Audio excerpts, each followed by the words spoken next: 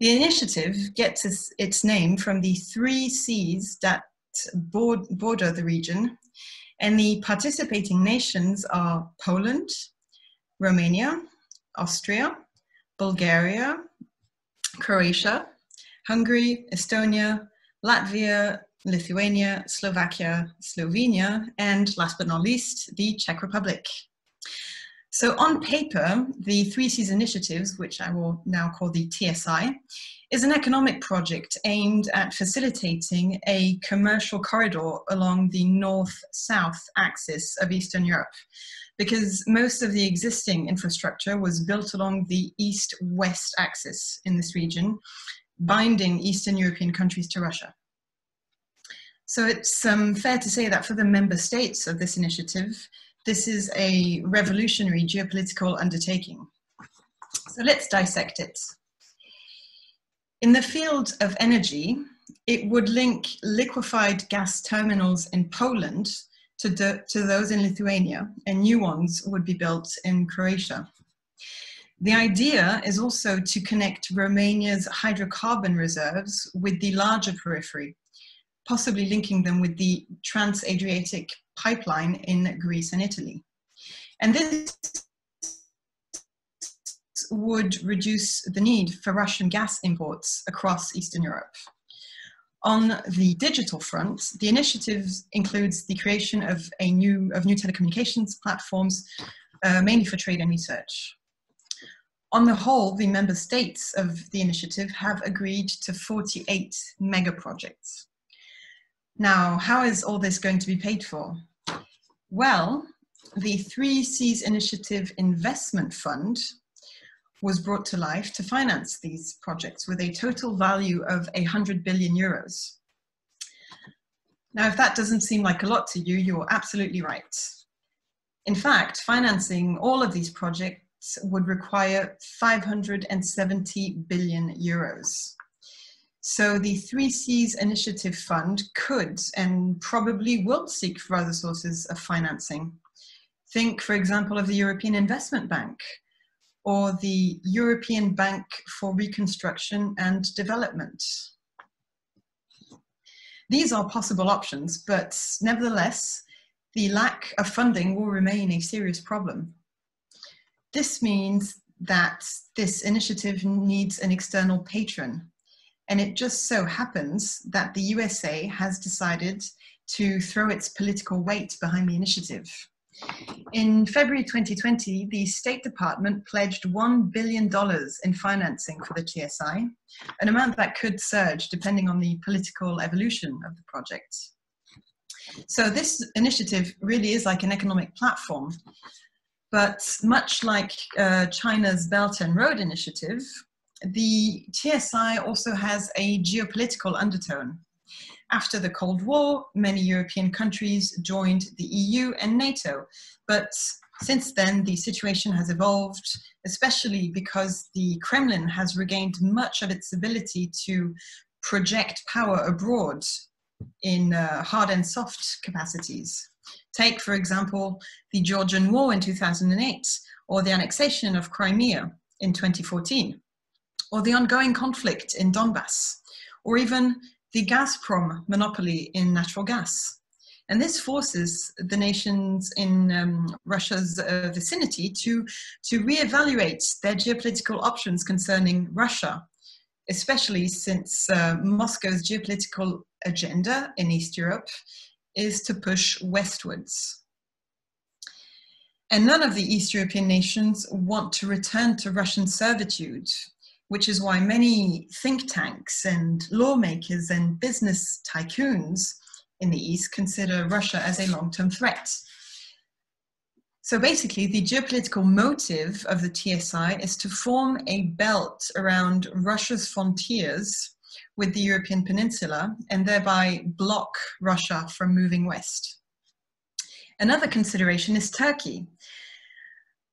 Just over a century ago, Turkish power projection reached well into the Balkans. And modern Turkey, just like Russia, seeks to revive its historical role. And seen in this light, the TSI would block Turkish influence as much as Russian influence.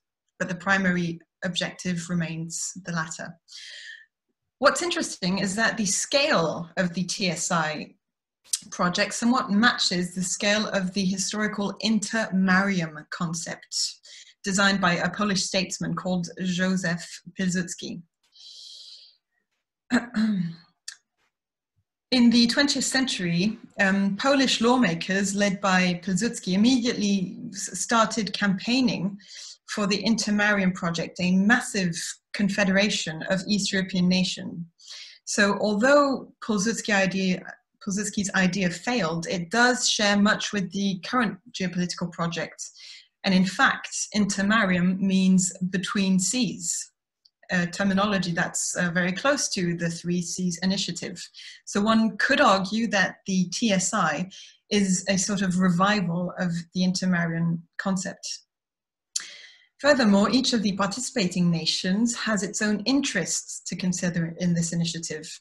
For Lithuania, Latvia, and Estonia, developing international alliances and reaching out to external patrons is essential to their geopolitical needs, even though NATO and EU membership will remain the cornerstone of their foreign policies. However, recent frictions within NATO and the political fragmentation of the EU pose severe threats to the Baltic nations, and the TSI offers them a platform to develop alternative political, economic, and eventually military ties, all of which are desperately needed for the Baltics. If you move further south, Poland and Romania are at the core of this initiative. Both nations consider their relationship with the EU, NATO, and the United States as the backbone of their foreign policies. And both nations also have distinct grievances with Russia. For example, Poland considers the territories to the east of its borders, and in particular Belarus and Ukraine, as a buffer zone with the Russian Federation. Romania, meanwhile, seeks reunification with Moldova, and this clashes with Russia's objective of maintaining a buffer space. And hence, since the collapse of the Soviet Union, Polish and Romanian policymakers have cooperated with each other and with Western institutions. The trouble, however, is that the European Union and the West European allies of NATO actually lack the political appetite to compete with Russia. So it is left to Poland and Romania to carve out their own policy, of which the TSI is the result. Now, if we move further south again, the TSI enters the region of the Balkans, and this is where the plot thickens, because old fault lines are being triggered. By adding Slovenia and Croatia to its ranks, the initiative immediately alarms Serbia, which is the region's largest power. Now, as you know, Croatia and Serbia have fought on many occasions, most recently in the 1990s. On top of that, Serbia maintains very close ties with Russia and will not want to risk harming that special relationship. So right off the bat, Serbia is likely to oppose the TSI. However, since Serbia is a landlocked nation and has no direct access to Russian mainland, it must seek other allies. And one of those allies would be, for example, Turkey, a country which is also keen on expanding its influence in the Balkans. So the dance between Serbia, Russia, and Turkey and the geopolitical fault lines in the Balkans would pose a drain on resources and possibly even defeat the purpose of the Three Seas initiative. Unless somehow Serbia is brought into the fold, the forces of geopolitics would work against this plan. But for now, the concept of the TSI is basically a vehicle for regional cooperation, focusing on infrastructure along the north-south axis of Eastern Europe, offers strong economic incentives for the nation partaking in this project. And so to conclude, the TSI concept is not an alliance as of yet, but just as any multinational institution, it is meant to evolve over time. Thank you very much for your attention.